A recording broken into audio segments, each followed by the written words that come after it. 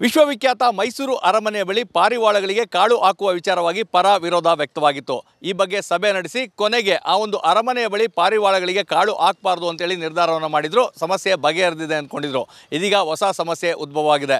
ಆ ಎಲ್ಲ ಪಾರಿವಾಳಗಳು ಸಹ ಕಾಳನ್ನು ಅರಸಿ ಅರಮನೆಯ ಒಳಭಾಗಕ್ಕೆ ಬಂದಿವೆ ಮತ್ತು ದಸರಾ ಗಜಪಡೆಗೆ ಕಿರಿಕಿರಿಯನ್ನು ಉಂಟು ಮಾಡ್ತಾ ಇದ್ದಾವೆ. ನೀವು ನೋಡ್ತಾ ಇರ್ಬೋದು, ನಾವು ಮೈಸೂರು ಅರಮನೆಯ ಒಳಭಾಗದಲ್ಲಿದ್ದೇವೆ.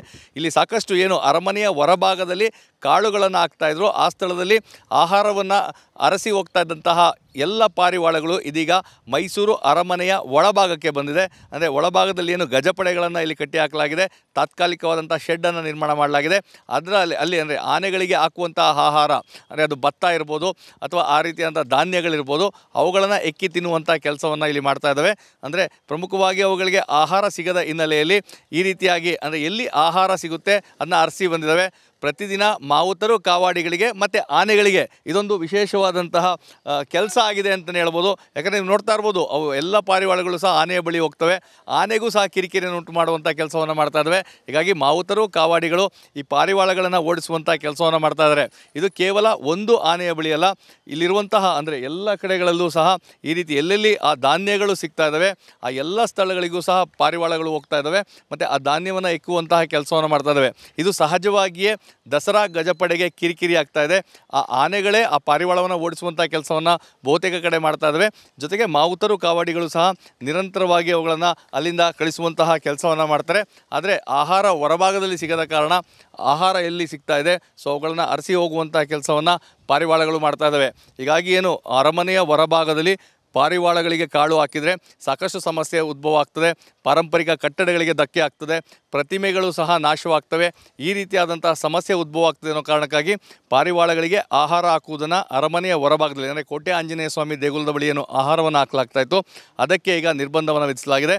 ಇದೀಗ ಅಲ್ಲಿ ಕಾಳುಗಳನ್ನು ಹಾಕುವುದಕ್ಕೆ ಫುಲ್ ಸ್ಟಾಪನ್ನು ಹಾಕಲಾಗಿದೆ. ಹೀಗಾಗಿ ಈ ಪಾರಿವಾಳಗಳು ಅಂದರೆ ಇಷ್ಟು ದಿನಗಳ ಕಾಲ ಅಲ್ಲೇ ಆ ಒಂದು ಕಾಳುಗಳೇನು ಸಿಗ್ತದೆ ಅದಕ್ಕೆ ಅವಲಂಬಿತವಾಗಿದ್ವು.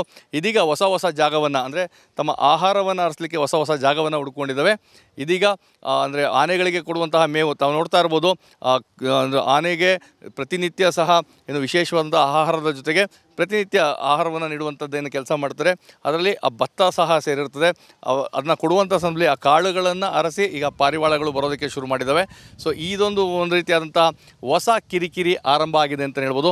ಹೀಗಾಗಿ ಈ ಕಿರಿಕಿರಿಯನ್ನು ಯಾವ ರೀತಿ ತಪ್ಪಿಸ್ಬೋದು ಇದಕ್ಕೀಗ ಚಿಂತನೆ ನಡೆಸಬೇಕಾಗ್ತದೆ. ಯಾಕಂದರೆ ಸದ್ಯದ ಮಟ್ಟಿಗಂತೂ ತಾತ್ಕಾಲಿಕವಾಗಿ ಆನೆಗಳು ಅಂದರೆ ದಸರಾ ಜಂಬೂ ಸವಾರಿ ಮುಗಿಯೋವರೆಗೂ ಸಹ ಇದೇ ಒಂದು ಸ್ಥಳದಲ್ಲಿ ಇರ್ತವೆ. ಸೊ ಅದಾದ ನಂತರ ಇಲ್ಲಿ ಯಾವುದೂ ಸಹ ಇರೋದಿಲ್ಲ. ಸೊ ಇದಾದ ನಂತರ ಇಲ್ಲಿಂದ ಅಂದರೆ ಪಾರಿವಾಳಗಳನ್ನು ಅರಮನೆ ಒಳಭಾಗಕ್ಕೆ ಬಂದರೆ ಅವುಗೆ ಬೇರೆ ಕಡೆ ಇನ್ನೆಲ್ಲಿ ಆಹಾರ ಸಿಗ್ತದೆ ಅಲ್ಲಿ ಹುಡುಕಿ ಹೋಗುವಂಥ ಕೆಲಸವನ್ನು ಮಾಡ್ತದೆ. ನೀವು ನೋಡ್ತಾ ಇರ್ಬೋದು, ಈಗ ಗಜಪಡೆಯ ಮುಂದೆಯೇ ಈ ರೀತಿಯಾದಂತಹ ಹೋಗಿ ಅಲ್ಲಿ ನಿಂತ್ಕೊಳ್ಳುವಂಥದ್ದು. ಆ ಸಂದರ್ಭದಲ್ಲಿ ಗಜಪಡೆಗೂ ಸಹ ಒಂದು ರೀತಿಯಾದಂಥ ಕಿರಿಕಿರಿ ಉಂಟಾಗ್ತಾ ಇದೆ.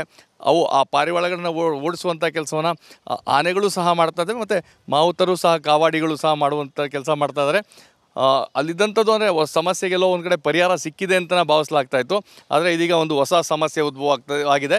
ಈ ಒಂದು ಹೊಸ ಸಮಸ್ಯೆಗೆ ಯಾವ ರೀತಿಯಂಥ ಪರಿಹಾರವನ್ನು ಕಂಡುಕೊಳ್ತಾರೆ ಕಾದು ನೋಡಬೇಕಾಗಿದೆ. ಅರಮನೆಯಿಂದ ಕ್ಯಾಮ್ರಾ ಪರ್ಸನ್ ರಘು ಜೊತೆ ರಾಮ್, TV9 ಮೈಸೂರು.